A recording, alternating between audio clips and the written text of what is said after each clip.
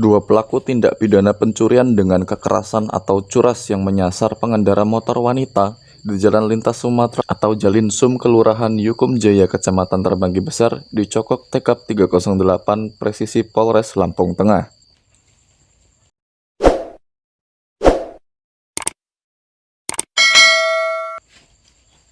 Ini adalah momen penggerebekan yang dilakukan oleh TKP 308 Presisi Polres Lampung Tengah saat berupaya menangkap RS dan AD di rumah masing-masing di Kelurahan Yukum Jaya, Kecamatan Terbanggi Besar, Kabupaten Lampung Tengah pada Jumat 20 Juni 2025.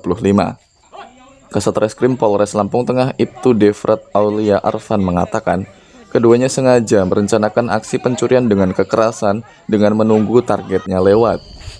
Saat menjangkau korban, keduanya mengejar menggunakan sepeda motor hingga memepet kendaraan korban. Setelah mendekati kendaraan korban, salah satu pelaku mencabut kunci kontak hingga motor korban mati. Pada saat itu, korban sempat berusaha kabur dengan berlari, namun para pelaku masih mengejar korban. Hingga akhirnya korban ditabrak